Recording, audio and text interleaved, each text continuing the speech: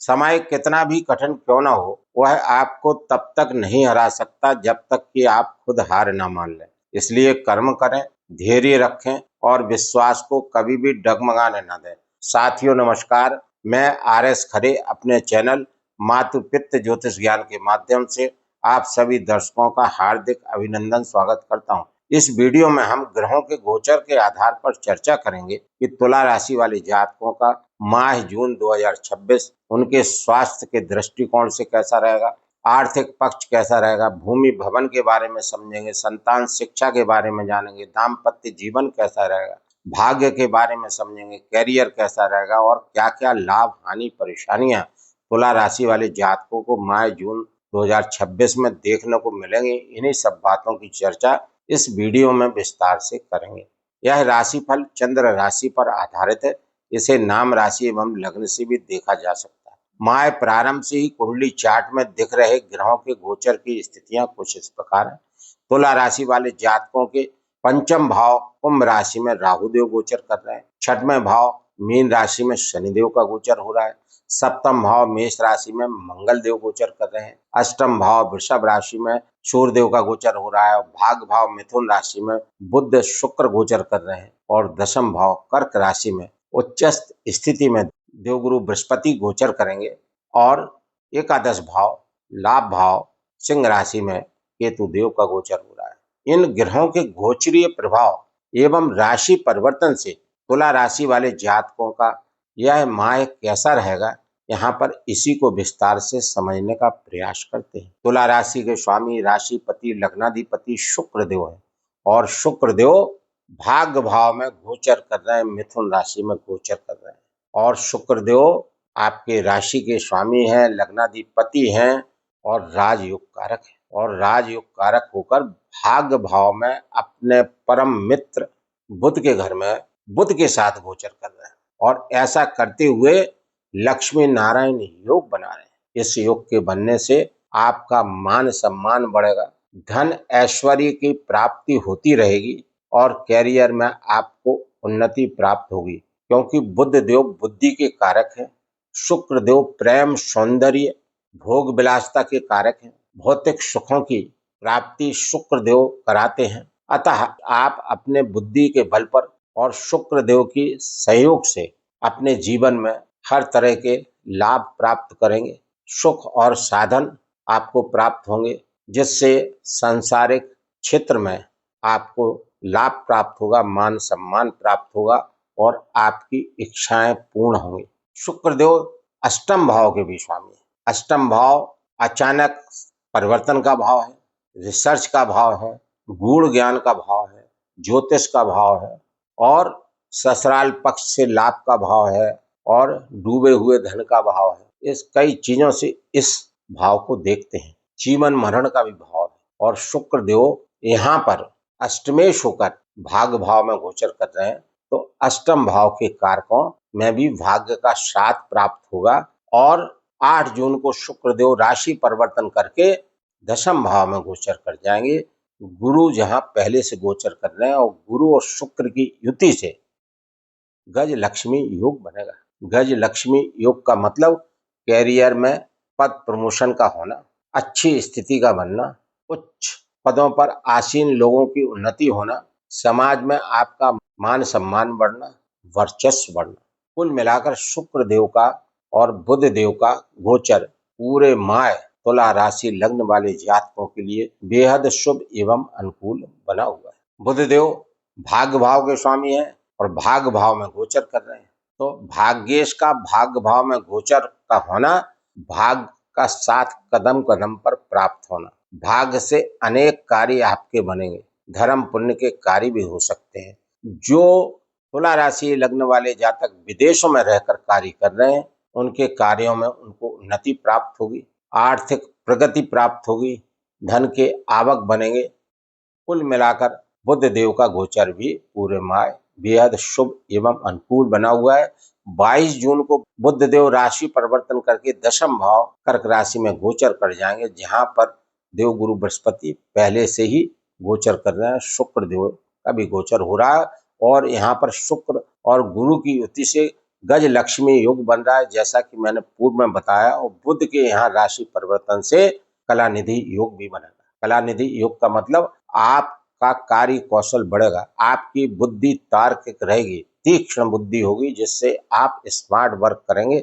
अच्छे अच्छे आइडियाज गुरु के ज्ञान और बुद्ध के बुद्धि के समन्वय से तुला राशि वाले जातकों को प्राप्त होंगे, जिससे उनके कैरियर में उन्नति होगी, समाज में उनका मान सम्मान बढ़ेगा। मंगल देव द्वितीय भाव के स्वामी हैं और सप्तम भाव के स्वामी हैं, और सप्तम भाव में गोचर कर रहे हैं। मेष राशि में मंगल देव का गोचर हो रहा है। मेष राशि मंगल देव की स्वयं की राशि है, यह मूल त्रिकोण राशि है। जब भी मंगल देव इस राशि में गोचर करते हैं, उच्च स्तरीय के फल देने का कार्य करते हैं। और यहाँ पर सप्तम भाव केंद्र भाव है, तो मंगल देव यहाँ पर पंच महापुरुष नामक राजयोगों में से रोचक नामक राजयोग बना रहे हैं। इस राजयोग के बनने से आपके कैरियर में बेहद उन्नति होगी। यह ज्योतिष में अत्यंत शुभ योग माना गया है।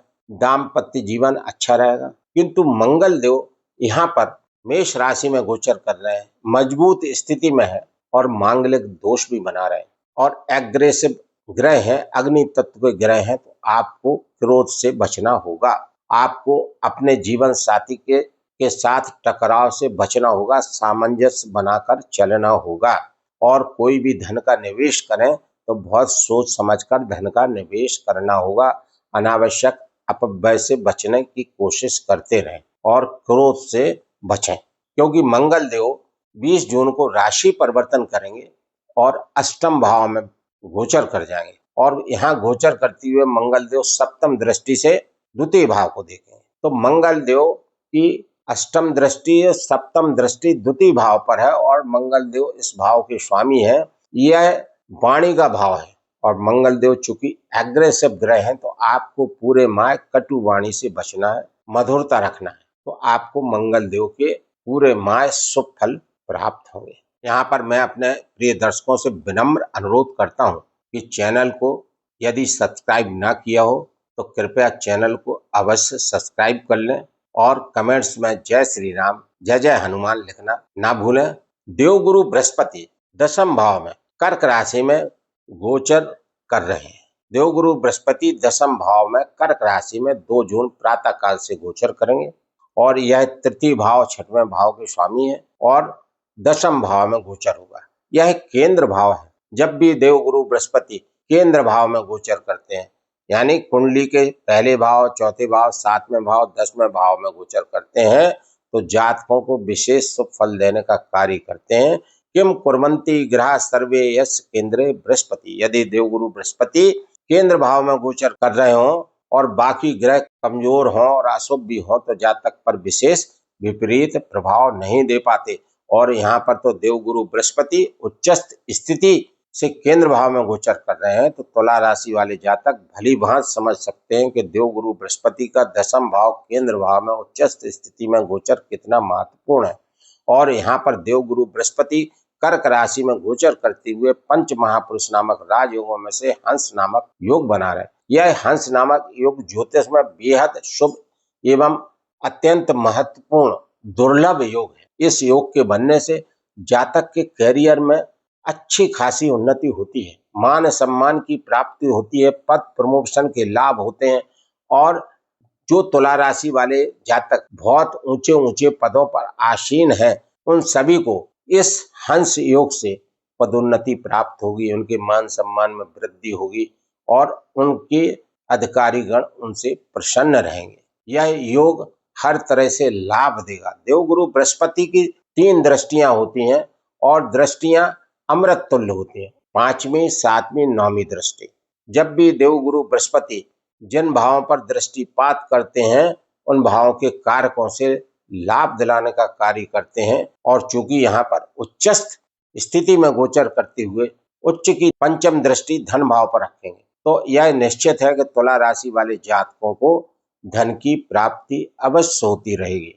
आर्थिक पक्ष मजबूत होगा, कई स्रोतों से धन के लाभ प्राप्त होंगे। देवगुरु बृहस्पति की सप्तम दृष्टि चतुर्थ भाव पर, यह माता का भाव है, भूमि भवन का भाव है, वाहन का भाव है, कृषि का भाव है, पारिवारिक सुख का भाव है, मानसिक सुख का भाव है।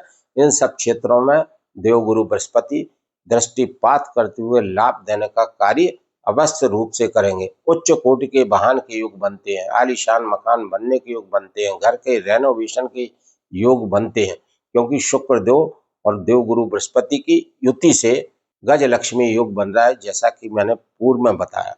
तो चतुर्थ भाव के कारकों से उन्नति प्राप्त होगी, माता का स्वास्थ्य अच्छा रहेगा, माता से आपको सुख की प्राप्ति होगी, धन की प्राप्ति होगी। हर तरह से देवगुरु बृहस्पति की सप्तम दृष्टि शुभ है, क्योंकि देवगुरु बृहस्पति की नवम दृष्टि छठवें भाव पर, यह इनका ही घर है, मीन राशि है। देवगुरु बृहस्पति छठवें भाव के स्वामी है, तो यहाँ पर छठवें भाव के कारकों से आपको लाभ दिलाने का कार्य करेंगे। देवगुरु बृहस्पति की दृष्टियां वृद्धि करती हैं, उन भाव की कारकों में वृद्धि करती है, तो यहाँ पर शत्रु आपके पैदा हो सकते हैं, लेकिन शत्रुओं का समन दमन करने का कार्य वहां बैठे शनिदेव भी करेंगे और देवगुरु बृहस्पति भी करेंगे। जो तुला राशि वाले जातक किसी भी बीमारी से परेशान होते चले आ रहे हैं, उनको उनकी बीमारी में राहत मिलेगी, आराम मिलेगा, शत्रु परास्त होंगे और कोर्ट कचहरी के कार्यों से लाभ प्राप्त होगा। और कोई कर्जा यदि आपने लिया है या आप लेने के इच्छुक हैं किसी भी कार्य करने के लिए जो आगे चलकर आपको लाभ दे, तो आपको आपका कर्जा भी चुकेगा और कर्जा भी आपको आसानी से प्रयास करने पर मिल जाएगा। देवगुरु बृहस्पति ज्ञान के कारक है, भाग्य के कारक है, तो इन सब क्षेत्रों में आपको ऐसा ऐसा ज्ञान देंगे कि जिससे आप कैरियर में उन्नति करेंगे। छठवें भाव के स्वामी है, यह रोग ऋण शत्रु के अलावा सेवा भाव भी है। सरकारी प्राइवेट नौकरी लगने को इसी भाव से देखते हैं, कोई भी सेवा आपको हो, किसी तरह की सेवा हो, इस भाव से देखते हैं। इस भाव के स्वामी स्वयं देवगुरु बृहस्पति है और देवगुरु बृहस्पति की उच्चस्थ दृष्टि नवम दृष्टि देवगुरु बृहस्पति के घर पर है, तो यहाँ पर देवगुरु बृहस्पति आपके नौकरी लगाने में मदद करने का कार्य करेंगे। यदि आप देवगुरु बृहस्पति की इस गोचर अवधि में कहीं भी किसी भी प्रतियोगी परीक्षा में शामिल होते हैं, तो सूर्यदेव लाभ भाव के स्वामी है, अष्टम भाव में गोचर कर रहे हैं, तो रिसर्च आदि क्षेत्र में आपको लाभ देने का कार्य कर सकते हैं। अष्टम भाव के कारकों से आपको लाभ प्राप्त हो सकते हैं। 15 जून से सूर्यदेव राशि परिवर्तन करेंगे और अपने मित्र बुध के घर में भाग्य भाव में गोचर कर जाएंगे और तुला राशि वाले जातकों को भाग्य का साथ मिलेगा, भाग्य से लाभ की प्राप्ति होगी, लाभ में भाग का सहयोग आपको प्राप्त होगा। कुल मिलाकर सूर्यदेव का गोचर 15 जून के बाद में काफी लाभदायक बना हुआ है। तुला राशि वाले जातकों के लिए ग्रहों का गोचर बेहद शुभ एवं अनुकूल बना हुआ है। फिर भी आप अपने राशि के स्वामी शुक्रदेव के लिए शुक्रदेव का बीज मंत्र ओम द्राम द्रीम द्रौम सा शुक्राय नमः का मंत्र जाप 108 बार प्रतिदिन करते रहें। प्रतिदिन हनुमान चालीसा का पाठ अधिक से अधिक बार करते रहें। प्रातः काल सूर्योदय के बाद में सूर्यदेव को जल अर्घ देना ना भूलें। शिव पिंडी पर जल और दूध से अभिषेक करते रहें और ओम नमः शिवाय मंत्र का जाप अधिक से अधिक बार प्रतिदिन करते रहें। बताए गए इन सभी उपायों को यदि तुला राशि लग्न वाले जातक करते रहेंगे, तो तुला राशि वाले जातकों का यह माह और अधिक शुभ एवं अनुकूल व्यतीत होगा। प्रिय दर्शकों, इस वीडियो में मेरे द्वारा अब तक दी गई जानकारी यदि आपको अच्छी लगी हो तो चैनल को लाइक, सब्सक्राइब एवं शेयर करना न भूलें। धन्यवाद।